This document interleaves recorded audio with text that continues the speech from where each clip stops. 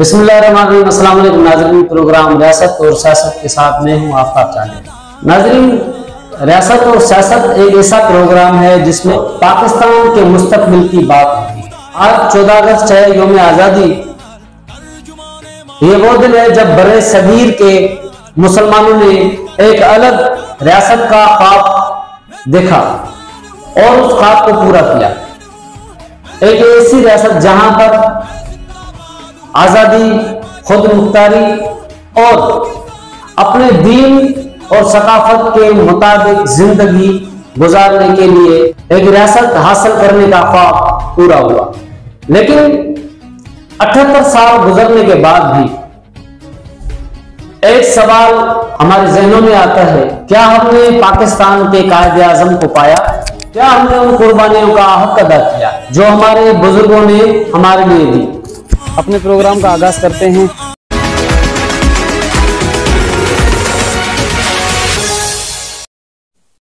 अच्छा, ज़ोएब जफर चांद साहब हमारे साथ इस वक्त मौजूद है, इनसे सवाल करेंगे। अच्छा ज़ोएब साहब, ये बताएं कि 78 साल गुजरने के बावजूद भी बेरोजगारी और नौजवान जो है बेरोजगार घूम रहे हैं, इसकी वजह से कई खुदकुशियां भी हो रही हैं, तो इस सवाल से आप क्या कहेंगे? बिस्मिल्लाहिर्रहमानिर्रहीम। सबसे पहले मैं ये कहना चाहूँगा कि हमारा मुल्क जब से आज़ाद हुआ है तो उसके लिए हमारे बड़ों ने शुरू से ही बहुत सारी कोशिशें की हैं। ऐसी बात है, हर किसी को अपने मुल्क से मोहब्बत है, हर कोई अपने मुल्क की मोहब्बत की खातिर वो आगे बढ़ना चाहता है। तो बहुत सारी नजराने पेश हुए हैं पाकिस्तान में, बहुत सारी ऐसी हस्तियाँ हैं जिन्होंने कुर्बानियाँ दी हैं। शुरू में जैसे पाकिस्तान आज़ाद हुआ था तो आपको पता है कि हमें पाकिस्तान तो बहुत ही किस हालात में मिला। उसके बाद जैसे ही चलता गया तो बाद में जैसे जुल्फ़िकार अली भुट्टो आए, फिर उन्होंने एक सोच दी पाकिस्तान को, एक नाम दिया, जिसमें से सबसे बड़ा जो नाम दिया हमारे पाकिस्तानियों को, बिल्कुल एक नजरिया दिया, शनाख्ती कार्ड दिया, एक पासपोर्ट दिया। उसके साथ साथ फिर उन्होंने सोचा, एक सोच, लीडर की एक सोच होती है कि भाई हम अपने मुल्क के लिए क्या कुछ कर सकते हैं। तो वो सोच, उनकी सोच ऐसी थी कि उन्होंने इतनी बड़ी दौलत पाकिस्तान को दी जिसका नाम एटम बम है। ऐसी बात है, हम एक एटमी ताकत हुए हैं, उसके बाद हम दुनिया में फेस भी कर सक रहे हैं। अभी रिसेंटली एक बहुत बड़ा वाकया हुआ था, आप सबको पता है, हमारी जंग जो लग रही थी दुनिया के साथ, तो ये मंशूर सारा जुल्फ़िकार अली भुट्टो का ही था, उनकी सोच थी। अगर ये उस वक्त नहीं करते तो आज यकीनन हम इंडिया के सामने बेबस होते। तो हमने आज जो इंडिया के सामने आंखों में आंख डाल के बात की और उनसे जिस तरह हमारी आर्मी ने उनका फेस किया, उनकी जितनी भी लड़ाइयाँ थी या जंग थी, तो उसमें आप सबको पता है। तो इसकी गवाही हमने नहीं दी बल्कि दुनिया ने बताया कि भाई पाकिस्तानी आर्मी ने क्या कर दिखाया। बिल्कुल। अच्छा सर, पाकिस्तान में मुआशी जो बदहाली है, क्या ये अभी भी हमें 78 साल और इंतजार करना पड़ेगा? अब मैं ये कहना चाहूँगा इसके लिए कि हमें सबसे पहले एक होना पड़ेगा, ठीक है। हमारी आवाम भी देख लें तो वो हमारे पॉलिटिकल लोगों के साथ सच्ची नहीं है। कुछ पॉलिटिकल लोग ऐसे हैं जो सिर्फ अपने फ़ायदे के लिए होते हैं, उनको पाकिस्तान के लिए या सिंध के लिए कोई मोहब्बत नहीं होती है। लेकिन मैं ये समझता हूँ कि मैं पाकिस्तान पीपल्स पार्टी से ताल्लुक़ रखता हूँ, जो मैं अभी बिलाल भुट्टो की सोच देख रहा हूँ, उनका मंशूर देख रहा हूँ, तो उसमें मुझे यकीनन यही लगता है कि अभी पाकिस्तान का फ्यूचर जो है सिर्फ वो हमें सिर्फ बिलाल साहब पे नजर आता है। तो इंशाअल्लाह ताला उम्मीद भी यही है कि आगे हमें इस चीज़ के मसाइल दरपेश नहीं होंगे। अच्छा, पाकिस्तान में जितने भी मज़ाहिब रहते हैं, क्या उनको इज़हार राय का हक हासिल है या उनको यहाँ पर जो तहफ़्फ़ुज़ है वो फराहम किया जा रहा है? सब बिल्कुल इसी तरह है कि पाकिस्तान में तो किसी मजहब की तो जंग नहीं छिड़ती है जिस तरह इंडिया में छिड़ी जाती है। अभी हमारी जब इंडिया से जंग की बातें हो रही थी तो आप सबने देखा था कि वहाँ पे तो जो मुसलमान रह रहे थे इंडिया में, उनके साथ वो किस तरीके से पेश आ रहे थे, और हमारे पास जो हिंदू भाई रह रहे थे हम उनके साथ किस तरह पेश आ रहे थे। आप लोगों के पास एक भी किसी के पास वीडियो नहीं होगी पाकिस्तानियों की जिन्होंने हिंदू भाइयों के ऊपर कोई तशद्दुद किया हो, कोई जुल्म किया हो, लेकिन हमारे मुसलमानों पे वहां पे हो रहा था। तो इसका बिल्कुल वाज़ेह सबूत है कि पाकिस्तान में मजहब की कोई भी सियासत नहीं है। ये जो भी लोग करते हैं ये बाहर के ऐसे लोग हैं जो चाहते हैं, जो शुरू से चाहते थे कि पाकिस्तान तरक्की नहीं करे। अच्छा, पाकिस्तान में आप क्या समझते हैं कि अभी रिसेंटली जो है कि मादनी वसीले, जो कुदरती वसीले हैं पाकिस्तान में बहुत सारे, तो अगर हमारे पास रिफाइनरी सिस्टम या अगर ये चीजें आ जाए तो क्या हम तरक्की कर सकते हैं? और माशाल्लाह शुक्र अल्लाह का, पाकिस्तान के पास तो बहुत सारी ऐसी चीज़ें हैं, मानियात है। सबसे बड़ी बात तो पाकिस्तान में जैसे 4 मौसम है, हर किसी के पास नहीं है। हमारे पास जखीरे भी हैं, पहाड़ भी हैं, रेगिस्तान भी है, सब चीज़ें। मैं तो ये कहूँगा कि कौन सी ऐसी चीज़ें जो पाकिस्तान में नहीं है। लेकिन आप ये कह सकते हैं कि हो सकता है हमारी ही गलतियाँ हैं जो हम उन चीज़ों को यूटिलाइज नहीं कर पा रहे हैं। तो इंशाल्लाह ताला इसके लिए एक सोच का आना ज़रूरी है। तो उम्मीद जिन लोगों से हमारी लगी हुई है, तो इंशाल्लाह जो भी हमारी मादनियात है तो वो हम इंशाल्लाह अच्छी तरीके से पेश करेंगे। अच्छा सर, आपके ख्याल में पाकिस्तान में एजुकेशन के निज़ाम को आप कैसे देख रहे हैं? एजुकेशनल निज़ाम हम देख रहे हैं कि पाकिस्तान का तो दिन ब दिन अच्छा होता जा रहा है, बहुत अच्छा हो रहा है माशाल्लाह से। सिंध की बात करें तो सिंध में जो मैं देख रहा हूँ कि जो आज से 15-20 साल पहले जो सिंध का एजुकेशन सिस्टम था, उनसे अभी बहुत ही बेहतर हो रहा है, बहुत ही अच्छा चल रहा है वहाँ पे। तो इंशाल्लाह ताला आगे भी यही उम्मीद है कि हमारा एजुकेशन सिस्टम अभी अच्छा होने जा रहा है। बिलाल साहब के तो बिल्कुल सख्त इंस्ट्रक्शन है कि भाई एजुकेशन के मामले में हम किसी के साथ कोऑपरेट नहीं करेंगे। अभी इसका जैसे टीचिंग का जो टेस्ट हुए थे अभी जितने भी, तो फुल मेरिट पे 100% मेरिट पे वो सारे काम हो रहे हैं और कोई सिफारिश नहीं हो रही है। तो इंशाल्लाह ताला आने वाले वक्त में 5-10 साल में हमें ये उम्मीद नज़र आ रही है कि जो मिनिस्टर लोग हैं वो इंशाल्लाह गवर्नमेंट स्कूल में अपने बच्चों को पढ़ाएंगे।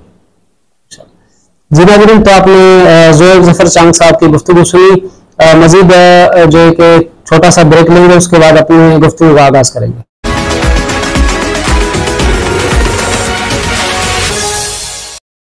तो बिलाल साहब ये बताएं कि कमजोर मईशत के बाद भी पाकिस्तान ने दिफाई निजाम को इतना मजबूत कैसे बना लिया?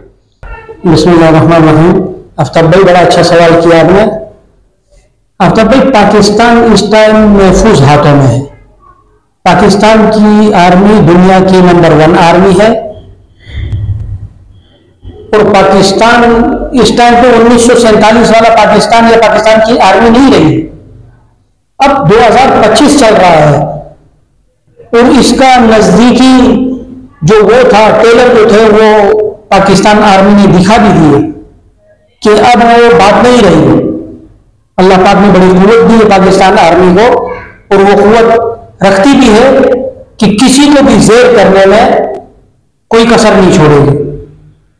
अभी नजदीक में आपने ऑपरेशन बनियान मरसूस देखा कि अल्लाह ने पाकिस्तान आर्मी को कामयाबी दी।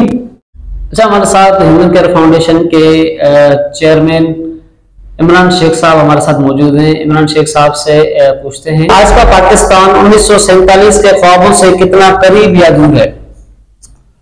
बिस्मिल्लाहिर्रहमानिर्रहीम। आपने बहुत अच्छा सवाल किया है। 1947 से लेके अब तक जब ये पाकिस्तान बनाया था, कायद-ए-आज़म मोहम्मद अली जिन्ना और साथ में उनकी जो टीम थी, बड़ी जद्दोजहद और बड़ी मेहनत और मुश्किल से बनाया था। बिल्कुल। और उसके लिए ख्वाब भी देखा था अल्लामा इकबाल ने, रहमतुल्लाह अलैह। अल्लामा इकबाल रहमतुल्लाह अलैह ने एक ख्वाब भी देखा था। लेकिन अगर आज के दौर को देखा जाए, 1947 से लेकर 2025 चल रहा है, मैं समझता हूं कि पाकिस्तान को इस वक्त अमेरिका हो गया या बरतानिया हो गया, जापान तक जो जितनी कंट्रीज है, जितनी तरक्की पजीर है, उस लेवल पे हमारा मुल्क नहीं आ सका है। वजह यह है कि हमारे मुल्क के अंदर शुरू से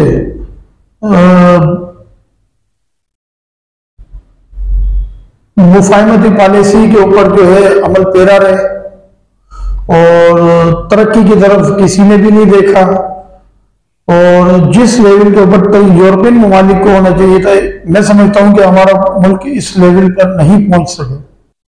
इमरान साहब ये बताएं कि आपके ख्याल में पाकिस्तान को इस वक्त सबसे बड़ा चैलेंज क्या दरपेश है? इस वक्त पाकिस्तान को सबसे बड़ा जो दरपेश है चैलेंज वो ये है कि बिजली का जो है ना बहरान बहुत बड़ा है। आज से अगर मैं 20-25 साल 30 साल पीछे जाऊं तो लोड शेडिंग का कोई तस्वुर भी नहीं होता था। बिल्कुल 24 आवर लाइट मिला करती थी। और जिस मजीद आज 25 साल के बाद मजीद तरक्की करनी चाहिए, तो बजाय लोड शेडिंग न होने के कंडीशन ये है कि हमारे मुल्क में कि 24 घंटे के अंदर से हमारे को ओनली 8 घंटे लाइट मिलती है और 16 घंटे लोड शेडिंग। तो ये बड़ी तकलीफ दे बात है, सिर्फ हमारे लिए नहीं है, बाकी अगर दूसरे ममालिक में आप जाकर देखें, हमारे दोस्त वगैरह भी है बाहर, उनसे अक्सर और बेशतर जो बातचीत होती है वो यही कहते हैं कि यार लाइट का तो तस्वुर ही नहीं है कि 1 सेकंड के लिए भी चली जाए। जबकि पाकिस्तान को भी इस वक्त इसी पोजीशन पर होना चाहिए। और सेकंड नंबर पर जो इश्यूज आ रहा है वो गैस का आ रहा है। बिल्कुल गैस की भी बहुत बड़ी प्रॉब्लम हो गई है। पहले कभी इसका भी तस्वुर नहीं था हमारे पास कि कभी हमारे यहाँ पर गैस भी जाया करेगी। अब ये कंडीशन है कि हमें टाइम टू टाइम गैस दिया जाता है। वही लोड शेडिंग हो रही है जिसके अंदर 2 घंटे सुबह दिया जा रहा है गैस, 2 घंटे शाम दिया जा रहा है। तो जितने एफर्ट्स पाकिस्तान को करने चाहिए थे और इस वक्त जिस मुकाम पर पाकिस्तान को होना चाहिए, बड़े अफसोस के साथ कहना पड़ रहा है कि हमसे तो बेहतर जो कल हमारे सामने ये आज़ाद हुआ बांग्लादेश, आज वो हमसे बहुत आगे जा चुका है। सुफियान साहब, मेरा आपसे पहला सवाल ये था कि हमारे बुजुर्गों ने जो कुर्बानियां दी थी, क्या हमने उनको पाया तकमील तक पहुंचाया? क्या उनके जो ख्वाब थे वो हमने पूरे किए? बिस्मिल्लाहिर्रहमानिर्रहीम। सबसे पहले तो मैं आपका और आपकी टीम का शुक्रिया अदा करता हूँ कि आपने हमें दावत दे के बुलाया। अच्छा, ये जो 1947 में जो पाकिस्तान वजूद में आया और हमारे बुज़ुर्गों ने इसके लिए कुर्बानियाँ दी। देखें, कभी भी कोई चीज़ बनती है तो हमेशा उसके लिए होता है कि पहले उसका ख्वाब देखा जाता है।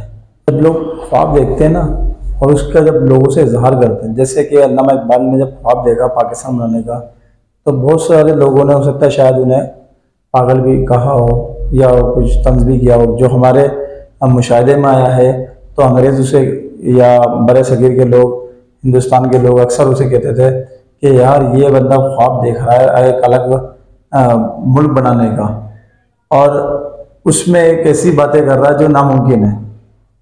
तो आप देखें कि मुसलमानों की जद्दोजहद कायद-ए-आज़म की सरबराही के अंदर रंग लेकर आई, लाखों कुर्बानियाँ दी गई, और जब वो मुल्क खुदादाद सलाहियत अल्लाह ताला ने हमें गिफ्ट किया, जो हर तरह से सलाहियतों से माला माल था, जब अल्लाह ताला ने वो गिफ्ट किया तो दुनिया हैरान हुई कि दुनिया के नक्शे पर एक ऐसा मुल्क उभर कर सामने आया जिसका कोई वजूद नहीं था, जिसका सिर्फ एक तस्वुर था जहन में, और वो भी तस्वुर पेश करने वाला शख्स था अल्लामा इकबाल, और उसको ख्वाब को पूरा करने वाले शख्स कायद-ए-आज़म मोहम्मद अली जिन्ना। लोगों की एक सोच थी 1947 के अंदर एक कौम को एक मुल्क की ज़रूरत थी, लेकिन आज 2025 के अंदर एक मुल्क को एक कौम की ज़रूरत है। हमें एक अपना कौम बनने की ज़रूरत है। जब तक हम एक कौम नहीं बनेंगे, हम एक झंडे के तले नहीं आएंगे, जब तक हम कायद-ए-आज़म का ख्वाब, अल्लामा इकबाल का ख्वाब और हमारे आबा व अजदाद का, जिन्होंने लाखों कुर्बानियाँ इस मुल्क के लिए दी, वो पूरा नहीं हो सकता। हमें एक झंडे तले आना पड़ेगा, हमें एक सबको एक साथ आना पड़ेगा। ये आज वक्त की बड़ी शदीद ज़रूरत है। जैसे कि अभी इमरान भाई ने कहा, तो मैं इनकी बात से बड़ा इत्तेफाक करता हूँ कि हमारे को एक इत्तेहाद के साथ आगे बढ़ना पड़ेगा, क्योंकि देखिए बगैर इत्तेहाद के आप कुछ भी नहीं कर सकते। अगर एक मशरिक में जाएगा, दूसरा मगरिब में जाएगा, तीसरा शुमाल में चला जाएगा, तो ये बताएं कि किस तरह से मसला होगा। लेकिन जब हम एक इत्तेहाद के साथ बैठेंगे, एक कौम बन के बैठेंगे, एक कौम बन के सोचेंगे, तब ही हमारी हर चीज़, हर कामयाबी मुमकिन हो पाएगी, और बगैर इत्तेहाद के कुछ भी नहीं हो पाएगा। देख लें, आज हम फ़िरकों में बटे हुए हैं, लसानियत में बटे हुए हैं, हम दूसरी चीज़ों में बटे हुए हैं, तो आज हमारे एक गिनती जो है ना वो बिछड़े हुए मुल्कों के अंदर होती है, लेकिन आज हमारी जो ज़रूरत है, वक्त की जो ज़रूरत है, वो सबसे ज़्यादा ज़रूरत यही है कि आज हमें इत्तेहाद की इंतहाई ज़रूरत है।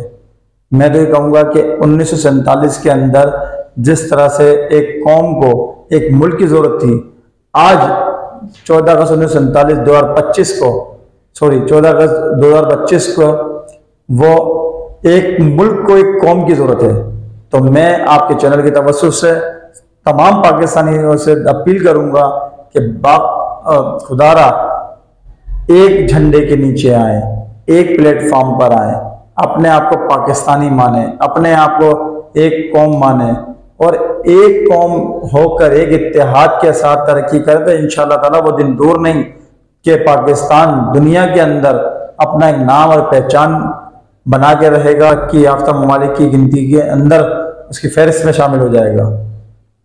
जी, तो नाज़रीन, आपने मेहमानों की गुफ्तगू सुनी। हम तमाम मेहमानों का मैं शुक्रिया अदा करना चाहूँगा, टाइम निकाला और हमारे प्रोग्राम में शिरकत की। बहुत शुक्रिया। जाते रहना कहूँगा, पाकिस्तान जिंदाबाद, पाक फौज जिंदाबाद।